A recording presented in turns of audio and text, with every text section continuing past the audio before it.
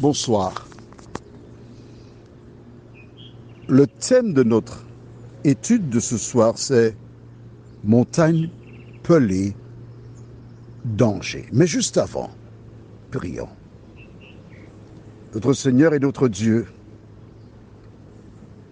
j'ai déjà fait des audios où le Saint-Esprit s'est saisi de moi. Mais en ce mercredi,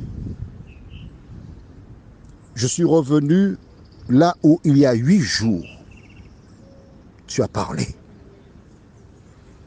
Que le Saint-Esprit visite toutes celles et ceux qui écoutent cet audio et que chacun comprenne le temps dans lequel nous sommes, nous t'en prions. Au nom de Jésus, pour ta gloire éternelle. Amen. Je ne voudrais pas t'alarmer, ni t'effrayer. Mais je voudrais que tu prennes au sérieux cet audio et que tu le transfères à toutes les personnes qui te sont proches, que tu aimes. Deuxièmement, je voudrais que tu pries afin que celles et ceux qui n'ont pas encore rencontré Jésus le fassent avant qu'il ne soit trop tard, car l'heure est grave. Pourquoi? Mercredi dernier, le 15 mars, j'avais rendez-vous avec une jeune dame qui recherche l'Éternel sur la place de Shelcher, le 15, donc il y a 8 jours précisément. Et ce matin, je suis encore là sur la place de Shelcher avec elle parce que nous continuons l'étude de la parole. Comme tu le sais, je lis la Bible chaque année et en attendant qu'elle arrive, nous avions rendez-vous à 8 heures, j'ai pris la mienne, la Bible, la version Semeur, ma Bible.net, en lieu et place de la Semeur, parce que c'est la Semeur que je lis actuellement. Et j'ai commencé à lire le livre d'Ésaïe, chapitre 1er. Donc tu comprends que mercredi dernier, j'avais déjà lu la Bible de Genèse 1 jusqu'à Ésaïe 1er. Et je suis arrivé à Ésaïe 13. Mais dans la version mabible.net. C'est une Bible que l'on peut trouver si on passe commande. Et quand je lis le verset 1 et 2, voilà ce que je vois. Message sur Babylone dont Ésaïe, fils d'Amoz, a eu la vision. Et le verset 2, sur une montagne pelée, dressez un étendard, criez vers eux, faites signe de la main et qu'ils entrent par les portes des nobles. Quelque chose m'incita à m'arrêter. Je dis quelque chose, mais c'est le Saint-Esprit. Et de la place de Shelcher, j'ai levé les yeux pour regarder si je voyais la montagne pelée. Je ne l'ai pas vue. J'ai achevé la lecture du chapitre 13 parce qu'il était 8h moins 5 et Nathalie, parce qu'il s'agit d'elle, Nathalie qui a reçu un audio suite au décès d'une compagne de service, Lucette. Et par ce biais-là, elle a pris contact avec moi. Nous avons commencé à étudier la Bible. J'ai regardé sa Bible qui était marquée de toutes parts parce qu'elle cherche vraiment l'Éternel. Et au terme de notre entretien, je lui rapporte que je lisais Ésaïe 13. Et c'est alors qu'elle m'a dit, Nathalie, que m'as-tu dit? Qu'en t'attendant, le matin, je me suis réveillée et le Seigneur m'a conduite sur Ésaïe 13. Voilà donc, et Nathalie qui a lu aussi Ésaïe 13 le même matin, mercredi dernier que moi. Au lever. À son lever. Quand elle a tenu ses propos, je savais ce que cela voulait dire. Maintenant, dans ma Bible.net, c'est marqué montagne pelée. Et on est d'accord qu'il s'agit toujours du même chapitre 13. Mais dans la Bible traditionnelle, Nathalie Louis II, voilà ce que lit Nathalie. Alors, oracle sur Babylone, révélé à Ésaïe, fils d'Amoz.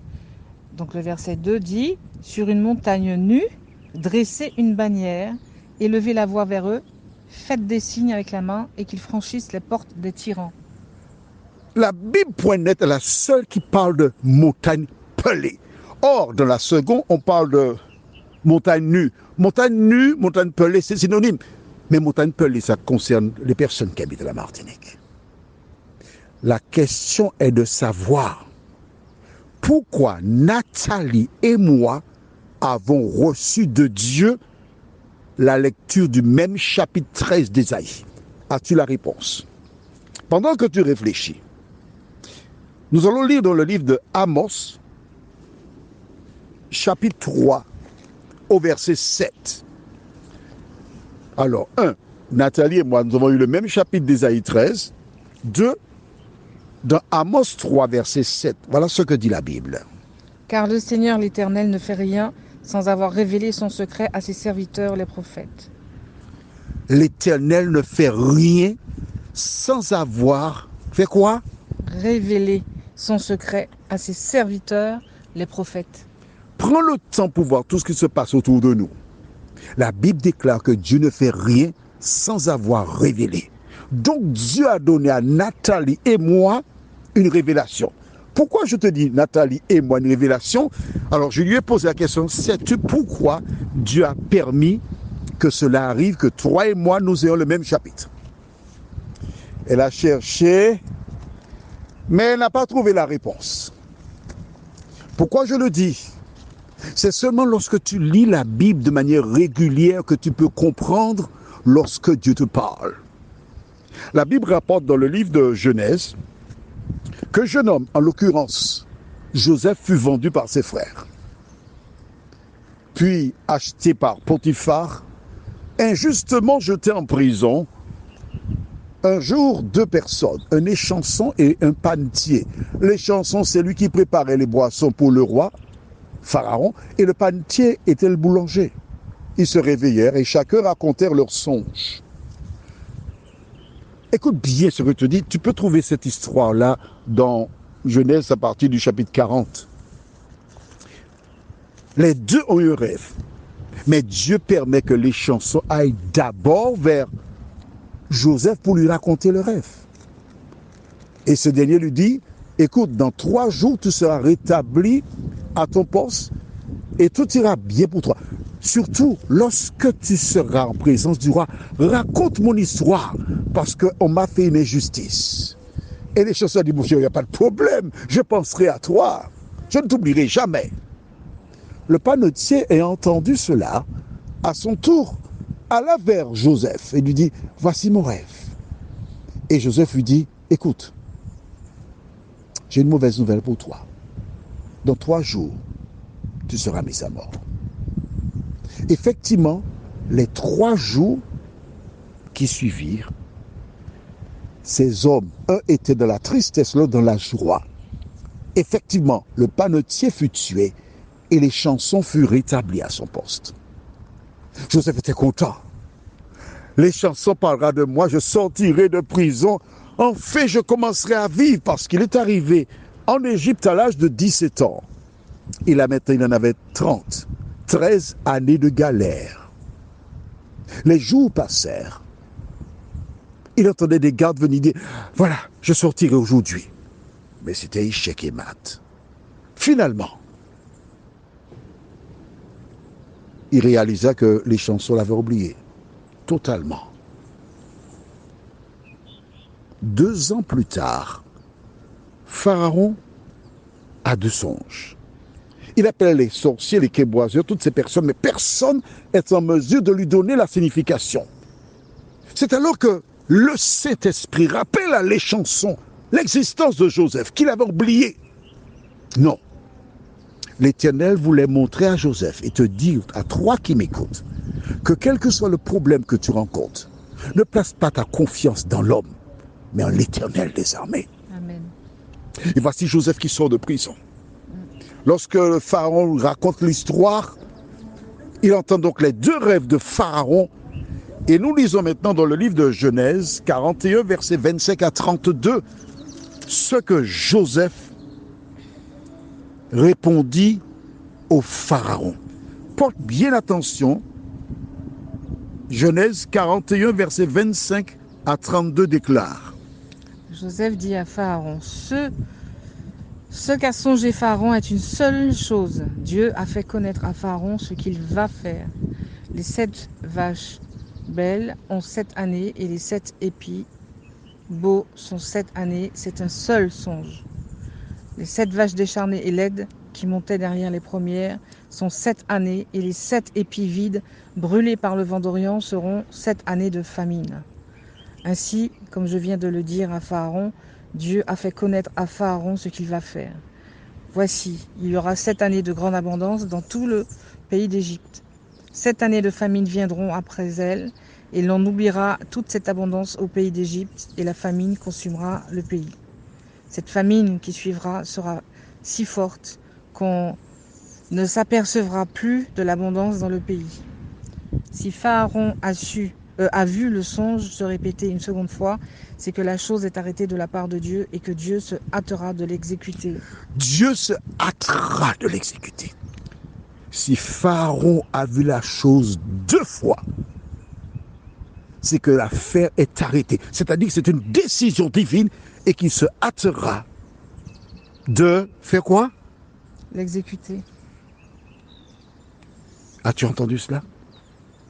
Dieu a donné à Nathalie le matin son réveil et moi vers 7h45 le même chapitre, Montagne Pelée. Je ne te dis pas, toi qui habites à Saint-Pierre, prêcheur, Montrouge, Carbet, de prendre la fuite. Non. Dieu va se manifester. Et ce que tu dois faire maintenant, toi qui as écouté cet audio, c'est de faire la paix avec Dieu. Dieu t'avertit à travers cet audio qu'il a arrêté une décision et qu'il se hâtera de l'exécuter. Alors je t'invite, qui que tu sois, si tu peux laisser cette contrée, fais-le.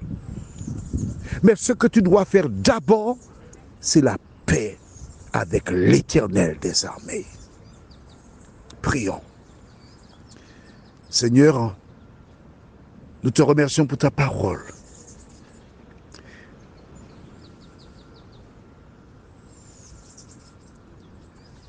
Nous te remercions de nous parler, de nous avertir, parce que tu ne fais rien sans avoir averti tes serviteurs, les prophètes.